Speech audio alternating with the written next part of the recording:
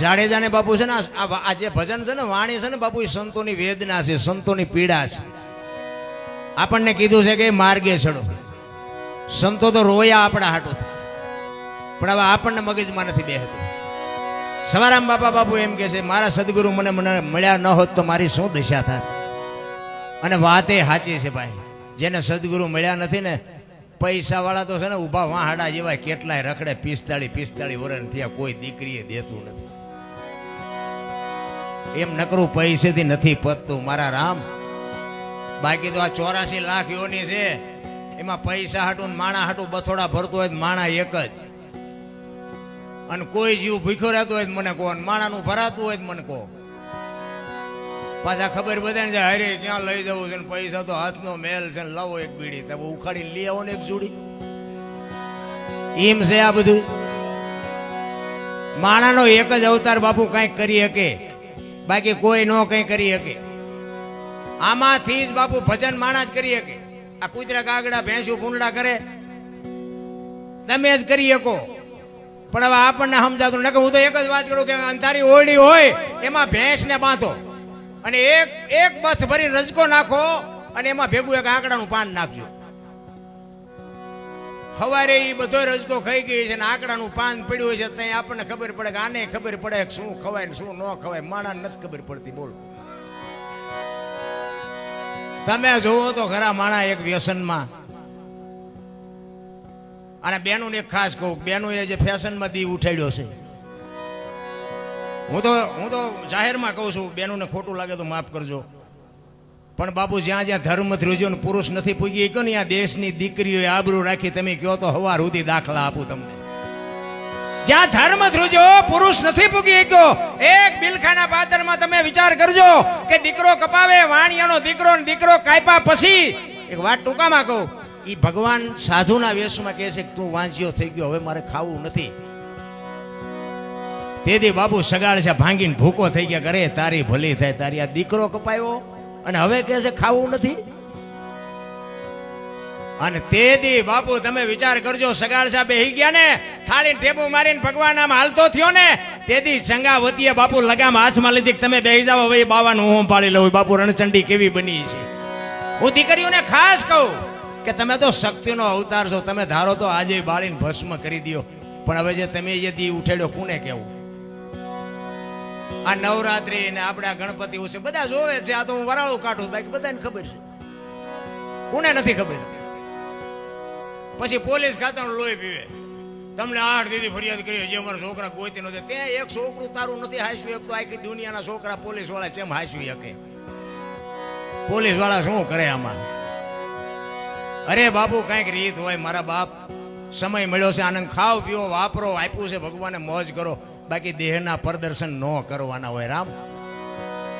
અરે મોટી સિટીઓમાં જાય તે ખબર જ નથી પડતી બેન હાલ્યા આવે છે કે ભાઈ હાલ્યા આવે છે, એ નથી ખબર પડતી. બોલો અરે ફેશન વાણંદભાઈ જઈને વાળ કપાય. બોલો ખીલકોડીના પૂંછડા જેવો હોય વાળ ભાઈ, એટલે આમ તે આમ નામ. અરે તારો વેતો શું એમાં દીકરા ધરાવીને ધાન નો નીપજે અને કોડુબીને માડું ન હોય.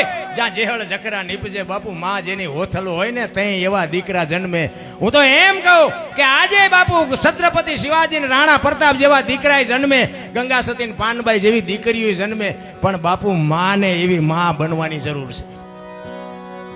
હું તો બેનું દીકરીઓને ખાસ કહું કે ઉદરમાં સંતાનનો વિકાસ થતો હોય ને, જન્મ થયા પહેલા એક વખત રામાયણ કે ગીતા હોરા નીકળી જવાનું. જો આપને ટેકો દેવું સંતાન ન થાય તો આપણે ભજન ગાવાનું બંધ કરી દઈએ. ભલામણ આપણા શાસ્ત્રોનો આપણા સંતોની તાકાત શું છે એ તમારી હાથે તમે અનુભવ કરો.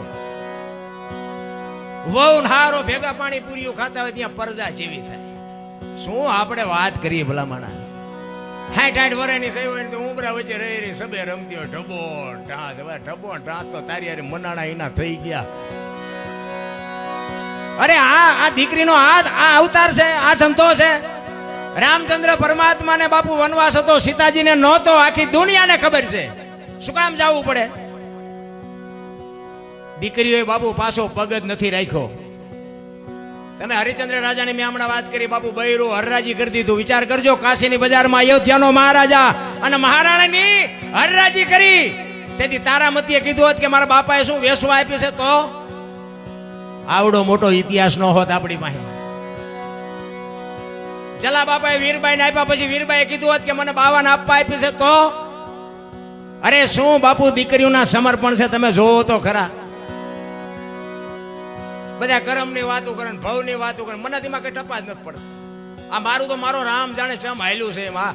રામદાસ બાપુ જેવા કલાકાર ભેગો મારો વારો, એટલે મને એમ થાય હું તો સારું કંઈક સપનામાં શું કે જાગું છું એ નથી ખબર પડતી. અમે બહાર જઈએ ને તો ઘણા એમ કે અમારે ઘરે આવજો પગલા પડાવવા છે, ઘરે જઈએ કે પગલા પડાવવા, ઘરે જઈએ ને કે બહાર ઉભા રહેજો પોતું કર્યું પગલા પડશે. આપણે તો ખરું બહાર હાસું છે કે અહીંયા હાસું છે. અરે ભાઈ મારા બાપ એવું હાલ્યું છે ને આપણે એમ ખરું કઈ સમજાતું નથી આમાં હાસું શું છે. બહાર વાળા એમ કે છે પગલા પડાવવા છે, ઘરના ધરાહાર પાડીએ છીએ તો પાડવા નથી દેતા. આ બધાને એમ સમજાય એવું નથી રાખતું. પણ મારો કહેવાનો મિનિંગ કે ઘરના જે આપણા સભ્યો હોય, મારો કહેવાનો મિનિંગ એક એકતા રાખજો. કાળમીન પાણો હોય ને, કાળમીન પાણો, એની માથે તમે બાપુ આમ શેણી રાખજો, શેણી, અને માથે ઘણના ઘા મારજો બાપુ, શેણી ઠેકી જાય. પણ એ કાળમીન પાણો નહીં તૂટે. પણ કદાચ જો એ કાળમીન પાણો તૂટે અને એને તિરાડ પડે અને એમાં બાપુ માટી ભેગી થાય ને પછી એમાં લાપડા મજા કરશે. એક લખી લેજો, તમારામાં જેથી તિરાડ પડે ને તેથી લાપડા જેવા તમારામાં મજા કરશે. એક લખી લેજો. એક કઠિયારો કેવા કુવાડા ટીપાવી નીકળ્યો જંગલમાંથી અને જંગલના ઝાડવા રોવે છે. ત્યાં મોટા ઝાડવાએ કીધું એટલે કે હું કામ રોવો છો? એ કે ઓલો કઠિયારો કુવાડા ટીપાવીને ગયો ને કે વેલો મોડો આપણને કાપી નાખશે. અને મોટા ઝાડવા હતા ને એને બહુ સરસ જવાબ આપ્યો. એ કે કઠિયારાની તાકાત નથી ને કુવાડાની તાકાત નથી, પણ મારી પાસે હાથા આપણા હશે, જોજો. એ કે હાથા નો બનો કોઈ નો કાપી શકે. અને બાપુ 1 લાખ રૂપિયાની વાત છે. તમારા મારા બાપુ કુટુંબમાં જેથી વિખવાદ જાગે ને તેથી ઊંડા ઉતરીને જોજો, એકાદો હાથો આપણો હોય ને કોઈની તાકાત નથી. કોઈ કુટુંબ સામો લાંબો હાથ કરે પછી સમાજ કોઈ બી હોય. એકતાની જરૂર છે. મારો કહેવાનો મિનિંગ ઈ છે, એકતા હશે ને બાપુ તો જ તમારી સફળતા. એક હાવણો હોય ને, હાવણો એમાં 200-500 હળિયું હોય, એ બાપુ બધું ચોખ્ખું કરે. પણ એ જ હાવણો બાપુ જો છોડી નાખો ને તો પોતે કચરો થઈ જાય. લખી લેજો, આ જીવન એવું છે. સમયથી બાપુ કોઈ બળવાન નથી. ઘણા બાયું સડાવે છે. મેં કીધું ભાઈ અમે સડાવી લીધી, માર્ગે સડો ને ગઈ નાખશે કોક રાંકા. એટલે હું તો અમુક ને કહું કે આ કંસ કૌરવ ને રાવણ ની તમને ખબર જ નથી લાગતી. મને એક ભાઈ કહેતા હતા, મને કે તમે દરબારું કે કાંઈ ન કર્યું. મેં શું કરવાનું હતું? ત્યાં શું કર્યું? મને કે અહીંયા મકાન છે ને, અહીંયા પ્લોટ છે ને, અહીંયા કારખાનું. મેં બીજું? એ કે અમદાવાદમાં કારખાનું છે. મેં બીજું? એ કે આટલું બેંક બેલેન્સ છે. મેં બીજું? એ કે છોકરા વિદેશમાં ભણે છે. મેં બીજું? તો કે આટલું થોડું છે. મેં કીધું અમે 50-50 ગામના ધણી હતા ને તોય વીવી ગયું. આ સાપરા હાજે ઉડી જાય મળ્યું છે, મજા કરીને લોહી પીવસ્તે રહ્યો.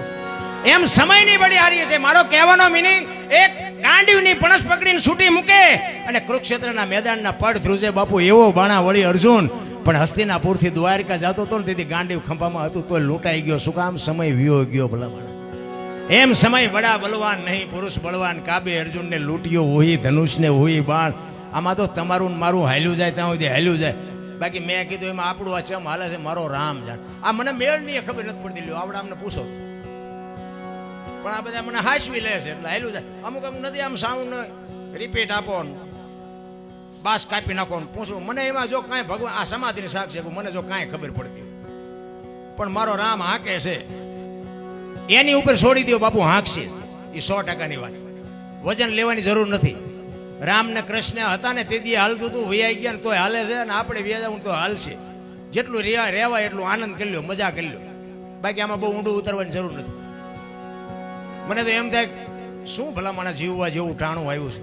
મને આમ હું તો સાંજે ક્યારેક વાળું પાણી કરીને આમ બજારમાં નીકળું તો કુતરા હુતા હોય ને તો મને એમ થાય કે આમને કાંઈ ઉપાધિ છે, જો ઘસઘસાટ હુતા એમને કાંઈ લોહી ઉકાળે છે, છોકરો પરણાવો ને ધાબુ ભરવું છે ને ચૂંટણી લડવી છે ને અમારું સન્માન ન કર્યું ને અમારું આ ન કર્યું, ના કાંઈ લોહી ઉકાળે, કોર્ટમાં જવું છે ને જામીન ગોતવા છે ને કાંઈ છે. આ બધું આપણે જ નથી વળી ગયું. રામાયણ છે ને, રામાયણ ને મહાભારત તમને મને એક માર્ગ બતાવવા માટેના. તમે જુઓ આપણે રામાયણમાં તમે એક રામચંદ્ર પરમાત્મા જ્યારે વનમાં જાય અને લક્ષ્મણને ભલામણ કરે કે લક્ષ્મણ તું બાપનું ધ્યાન રાખજે, રાજનું ધ્યાન રાખજે, કાલ 14 વર્ષ પૂરા થાય હું આવતો રહીશ. ત્યારે લક્ષ્મણ કહે છે મોટા ભાઈ તમે મારા બાપ છો ને સીતા મારી માં છે, મારા મા બાપ વનમાં જતો હોય તો અયોધ્યાનું રાજ જેને જોઈએ એને મુબારક. નોખી નોખી માયુના છોકરા હતા, વિચાર કરજો. ને કે અયોધ્યાની ગાદી એટલે દશરથ તારો દરબાર ઇન્દ્ર જેની આશા કરે તેથી ભાઈઓ વિનાનું ભેકાર કડવું લાગે કાગડા. અયોધ્યાની ગાદી બાકસના ખોખા ઘોડે રખડતી હતી, કોઈ ધણી નહોતો. કેટલી એકતા હશે. હવે અત્યારે તમે જુઓ તો એક વેચ જમીન હગો ભાઈ હગા ભાઈ મારી નાખે. એક જાય ઉપર ને એક જાય માઇલ પર. જે જમીન તો અહીંયા પડી હોય. પછી ઓલો જેલમાં જોઈને ખબર કાઢવા જાવ તો શું કે ઓલું પસાવી કર્યું જાણે તો ભલે જાય પણ મને બારો કઢાવતા વેચ જવા દીધી હોત. તારે મોડું થઈ ગયું હોય. રામાયણ કહે છે લઈ જાઓ